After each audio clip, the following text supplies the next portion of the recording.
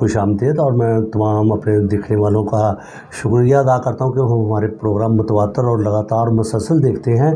और हमारा हकीम हैदर अदरीस साहब को स्टूडियो में बुलाने का मकसद यही होता है कि वो अवामी शऊर को बेदार करने के लिए जो सेहत के मसाइलों पे बात करें। उनके हर टॉपिक में एक इल्म होता है, एक बात होती है, और इलाज के लिए वो प्रॉपर जो तरीक़ेकार है वो बताते हैं। इसके अलावा वो कहते हैं कि ये आप डाइट के ज़रिए इसको कंट्रोल करें। अगर डाइट के ज़रिए भी कंट्रोल नहीं होती तो उनका एक पॉइंट है कि हमारे शफा खाने पर और हसन से शफा खाने पर तशरीफ़ लाएँ, वहाँ पर ऑयल्स हैं और उनके अलावा दूसरे जो उनकी जो फार्मूलेशन हर्बल हैं वो जो तैयार करते हैं। और जड़ी बूटियों में अल्लाह ताला ने जो शफा रखी है वो कुरान पाक में भी उसका जिक्र है। तो आज हम बात करेंगे रूमाटॉइड आर्थराइटिस के बारे में। रूमाटॉइड आर्थराइटिस जिसको हम अपनी आम ज़बान में अवाम को समझाने के लिए वो गैंठिया का मर्ज़ है। और गैंठिया का मर्ज़ ये ऐसा है, ये डीजनरेटिव प्रोसेस है, यानी कि ये आस्ता आस्ता बोन्स की तबाही लाता है। आस्ता आस्ता ये बोन्स को जो है उसके कैल्शियम है, उसका मैग्नीशियम है, उसका पोटाशियम है, जो हड्डी के जो कैल्शियम है उसको ये डिस्ट्रॉय करता है। तो आज हम बात करेंगे हकीम हैदर अदरीस साहब से, जो बहुत ही नामवर क्लिनिकल शोहरत के हामिल हैं। हम उनसे बात करेंगे कि हमारे जो गैंठिया के मर्ज़ के बारे में इसकी डेफिनेशन क्या है, इसकी सिम्टोमेटोलॉजी जो अलामात हैं वो क्या है, इनकी प्रिवेंशन क्या है, इसका ट्रीटमेंट बज़रिया डाइट क्या है, ये हमारे नाज़रीन को ज़रूर बताइए। सबसे पहले तो मैं ये कहना चाहूँगा कि मैं तहे दिल से DPN चैनल के जो मालिक हैं ज़ाहद मान साहब का और स्पेशली अपने डॉक्टर साहब का, कि इनका तहे दिल से मशकूर हूँ कि इन्होंने माशाल्लाह मुझे दोबारा शो में जो है वो ज्वाइन किया। अब मैं ये कुछ कहना चाहूँगा कि ज़रा सी गफलत, डॉक्टर साहब सुनिएगा, ज़रा सी गफलत ख़ास अमराज को जन्म देती है और इलाज में गफलत बरतने से ज़िंदगी तबाह बर्बाद हो जाती है। जी, अब मैं ये कहना चाहूँगा कि अल्हम्दुलिल्लाह हम शुक्रगुज़ार हैं उस अजीम हस्ती के जिसने हमें दुखी इंसानियत की खिदमत करने का सुनहरी मौका फ़राहम किया। मैं अपने कायरीन को ये कहना चाहूँगा कि इंसान के दो बड़े दुश्मन हैं, एक शर्म, एक खौफ। अगर आप किसी भी बीमारी का, किसी भी मूज़ी मर्ज़ का शिकार हैं तो शर्माइए नहीं, परेशान ना होइए, बल्कि लाजमी अपने मर्ज़ की तशख़ीस करवा कर अपना इलाज शुरू करवाए। वो कहते हैं ना कि इब्तदाई मराहिल से ही अगर हम तशख़ीस करके बीमारी को पकड़ लें तो अगले मराहल में जो इंसान है, जो मरीज़ है, वो मुख्तलिफ बीमारियों से बच सकता है। और कुरान पाक में फरमान है कि ऐसी कोई बीमारी जिसकी अल्लाह पाक ने उतारी जिसकी शफा ना हो। अब हम गैंठिया पर बहस करेंगे डॉक्टर साहब। बेसिकली जो गैंठिया है ये सोजिश की बीमारी है, जोड़ों के दर्दों की बीमारी है। ये ऐसी सोजिश वाली बीमारी है जो जिस्म में सूजन, अकड़ाव, दर्द और स्वेलिंग पैदा कर देती है। आप कह सकते हैं कि it's the inflammation of the joints. जी, और स्पेशली इंसान का एक जोड़ नहीं बल्कि इसके कितने जिस्म के जितने भी जोड़ होते हैं वो इस बीमारी की लपेट में आके डिस्ट्रॉय हो जाते हैं। अब अल्लाह पाक ने जो है वो इंसानी जिस्म के अंदर जो है वो एक चीनी हड्डी रखी है, चीनी हड्डी, एक जिसे हम गुद्दा कहते हैं ना, इसका गुद्दा ख़त्म हो गया। इसी तरह जब गुद्दा कम हो जाता है या उसकी लिमिटेशन कम या ज़्यादा हो जाती है तब क्या होता है, एक जिस्म के अंदर फ्लेक्सिबिलिटी ख़त्म होकर अकड़ाव सा आ जाता है। और हकीम साहब का बताने का मकसद ये, जो हमारे जो तलीम याफ्ता नाज़रीन देखते हैं, डॉक्टर्स देखते हैं, जो मेडिकल स्पेशलिस्ट देखते हैं, उसके लिए बताऊँ, ये जो गुद्दे की बात की है ये बोन मैरो है। जी, ये बोन मैरो है और ये बहुत इंपॉर्टेंट होता है। जब इसकी कमी हो जाती है तब क्या होता है जी, जिस्म जब हड्डी के साथ हड्डी टच होती है तो मरीज़ बहुत रोता है और तकलीफ़ से बुलबुला उठता है। और इसकी इलामात मैं बयान करना चाहूँगा। जब मरीज़ गैंठिया जैसी मूज़ी मर्ज़ का जो शिकार होता है तो सबसे पहले जब वो डॉक्टर साहब अव्वल तो उसे नींद आती ही नहीं है, खाता है, पीता है। ये बीमारी ऐसी है जो इंसान को उसकी ज़िंदगी में ही ज़िंदा दरगोर कर देती है, मफलूज कर देती है, माजूर कर देती है। इंसान जो है वो अपनी एक्टिविटीज़ को अच्छे तरीके से इंजॉय नहीं कर पाता। अच्छा है तो ये जोड़ों का दर्द है, लेकिन जहाँ तक मेरे इल्म का तलक है इसमें मॉर्निंग जो स्टिफनेस है वो बड़ी कॉमन है, बहुत ज़्यादा। वो मॉर्निंग स्टिफनेस का मेरा कहने का मकसद ये है कि जिनको गैंठिया का मर्ज़ है, जब वो सुबह उठते हैं, अपनी नींद से बेदार होते हैं तो उन पे जो है ना उनके जो अकड़ाव आ जाता है, अकड़ाव इतना आता है और डॉक्टर साहब उनको टेम्परेचर बेचारों को हो जाता है। और स्पेशली जो उंगलियां होती हैं, जो फिंगर्स होती है, इनकी जितनी भी ये यहाँ पे गैंठिया गांठ से निकला है, यानी कि मफलूज हो जाना जिस्म के किसी हिस्से का, या दबाव में आ जाना या पकड़े जाना, तो ये उंगलियां भी मफलूज हो जाती हैं, बाजू भी मफलूज हो जाते हैं। स्पेशली जब मरीज़ उठता है उससे उठा नहीं और जोड़ में बड़े बड़े उबार बन जाते हैं, उबार बढ़ जाती हैं, स्वेलिंग हो जाती है और स्टिफन बहुत ज़्यादा होती है, मरीज़ तकलीफ से बिलबिलाव स्टिफनेस ज़्यादा होती है जी। और इसके अलावा अब ये एंटी क्लॉकवाइज इसकी सिम्टम जो होती हैं, डॉक्टर साहब कैसे पता चलेगा कि इसकी सिम्टम्स हम, ये पेशेंट जो है वो गैंठिया का मरीज़ है एंटी क्लॉकवाइज।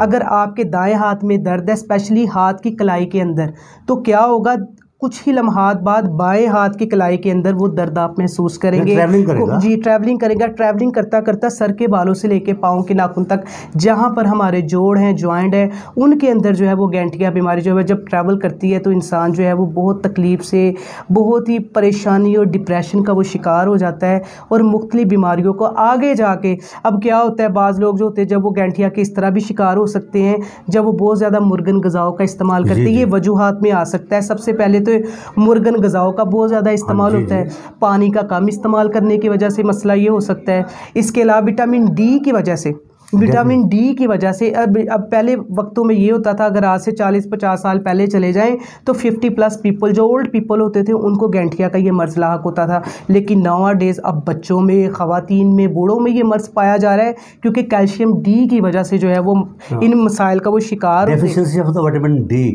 और डी के लिए अल्लाह ताला ने पाकिस्तान एक ऐसे खिते में वाक़या है जिसकी डायरेक्ट सनलाइट जो है उसके ज़रिए से हम एक नेचुरल विटामिन, और कम अज़ कम डॉक्टर साहब इसमें ये अल्हम्दुलिल्लाह हमने जो है वो जिद्दत के साथ तशख़ीस के तहत हर्बल फार्मूलेटेड जो है वो एक ऑयल तैयार किया है गैंठिया की बीमारी के साथ, प्रोडक्ट्स के साथ ऑयल।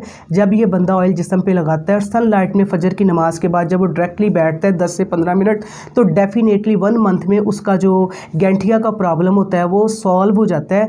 आज मैं फिर ये कहना चाहूँगा, खुदा न खास्ता अगर आप लोग भी गैंठिया जैसे मूज़ी मर्ज़ में मुब्तला हैं, ग़िज़ाओं के साथ, मुख्तलिफ हर्बों के साथ अगर आप ठीक नहीं हो रहे, तो आप अल हसन दवाखाना पर लाजमी तशरीफ़ लाइए। मैं आपसे एक सवाल करना चाहूँगा कि क्या तमाम आप मुआलिजीन से अगर बेजार हैं तो इसमें तिब्बे यूनानी का कोई कसूर नहीं, कसूर वो नाअहल मुआलिजीन हैं जिन्होंने आपको बग़ैर तशख़ीस के, तजवीज़ के ऐसी अद्वियात मेडिसिन यूज़ करवाई जो आपके लिए जो थी वो गैर ज़रूरी थी। अल्हम्दुलिल्लाह आज के पुरफतन दौर में अल हसन दवाखाना रजिस्टर्ड नज़्म मंडी क्वार्टर मोड़, समुंदरी रोड, फैसलाबाद ऐसा वाहिद इदारा है जो मेरे वालिद मोहतरम राना मोहम्मद अदरीस अमीन साहब की सरपरस्ती में जो है वो चल रहा है, जिसमें मैं है, मेरे ब्रादरम जो है वो मिलकर इस अदारे को चला रहे हैं। खुदा न खास्ता अगर आप भी किसी पोचीदा या मूज़ी मर्ज़ में जो है वो मुब्तला हैं तो लाजमी एक बार अल हसन दवाखाना पर विज़िट कीजिए। इंशाअल्लाह ताला जो भी आपका मसला है वो बिल्कुल कवर होगा और अल्लाह के हुक्म से आप बिल्कुल ठीक हो जाएंगे। मेरा व्हाट्सअप नंबर जो है वो समात फरमा लें, नोट कर लें, 0300661625, 0300661625। और डॉक्टर साहब जो वजूहात होती है बेसिकली, अब ख़वातीन आजकल के मॉडर्निज़म दौर में जो है वो हील्स का बहुत इस्तेमाल करती हैं, हील्स की वजह से भी जो है वो गैंठिया का मर्ज़ हो जाता है। इसके बाद वो ख़वातीन जो बेबी कंसीव करती हैं हमल के बाद, कैल्शियम डी की कमी की वजह से वो भी गैंठिया का शिकार हो जाती हैं। जो पानी का कम इस्तेमाल करते हैं, जो जूसेस का, स्पेशली बोतल का बहुत इस्तेमाल करते हैं, एनर्जी ड्रिंक्स का इस्तेमाल करते हैं, वो भी गैंठिया जैसे मर्ज़ में जो है वो मुब्तला हो जाते हैं। डॉक्टर साहब इसके अलावा जो हेपेटाइटिस बी और सी के पेशेंट्स हैं वो भी गैंठिया जैसे मूज़ी मर्ज़ में मुब्तला हो रहे हैं। इसके अलावा बहुत सारी ऐसी अननेचुरल जो हमारी डाइट्स हैं जिसमें अब जो यंग्स फूड्स आ रहे हैं, जिसमें मायोनीस, केचप, इस तरह की चीज़ें बच्चे इस्तेमाल करते हैं। कैल्शियम डी की वजह से कैल्शियम कम हो जाता है, दूध वगैरह पीते नहीं हैं और इसकी वजह से कैल्शियम का जब कमी होती है तो वो गैंठिया का डेफिनेटली शिकार हो जाते हैं। मैं कुछ जो है एज अ नॉलेज होने के नाते आपको कहना चाहूँगा, एक्सरसाइजेस कीजिए, सिंपल एक्सरसाइजेस कीजिए। अब जो ख़वातीन है वो झाड़ पूंछ लाजमी करें, अपने बाजुओं को हिलाएं, अपनी टांगों को हिलाएं, बच्चे हैं अगर बूढ़े हैं वो वॉक करें, रनिंग करें।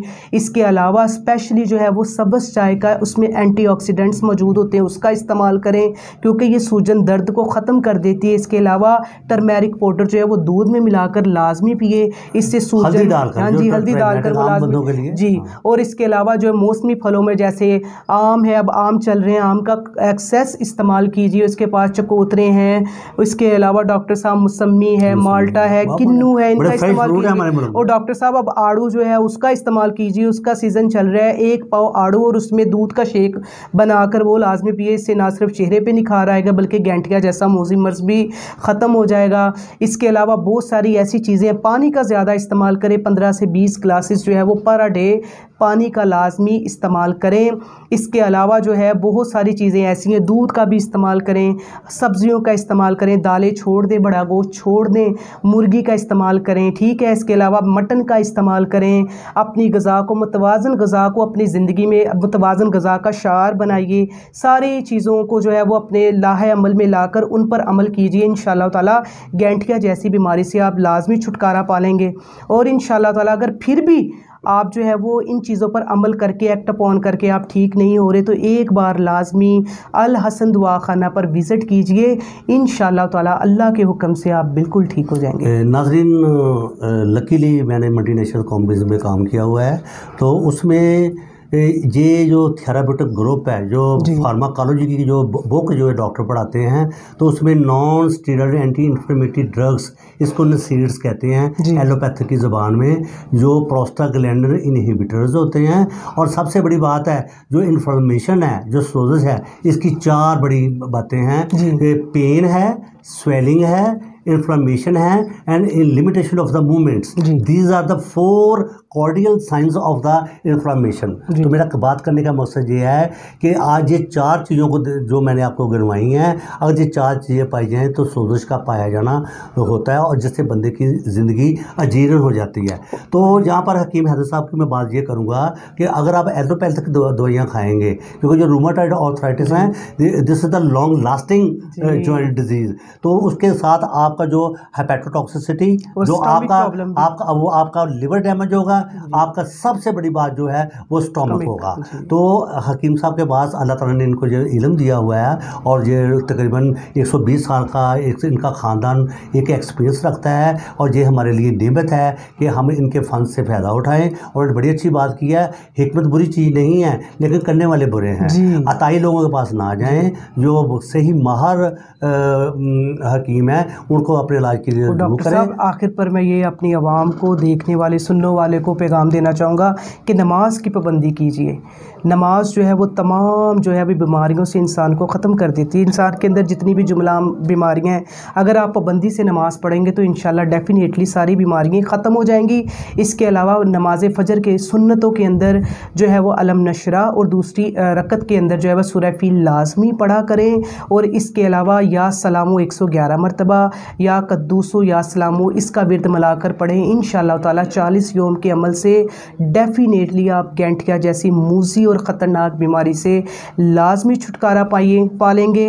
मुतवाज़न ग़िज़ा का इस्तेमाल कीजिए, स्पेशली दूध और पानी का मुसलसल इस्तेमाल करें, फलों का, सब्जियों का इस्तेमाल करें, और अपना जो है वो बहुत सारा ख्याल रखिए। इंशाअल्लाह ताला नेगेटिविटी से पाक रहिए, पॉजिटिव सोचिए, अपने घर वाला को और अपनी कौम का, सबका जो है वो अच्छे तरीके से ख्याल रखिए। हकीम हैदर साहब, आपका बहुत बहुत शुक्रिया कि आप हमारे DPN TV में तशरीफ़ लेके आए।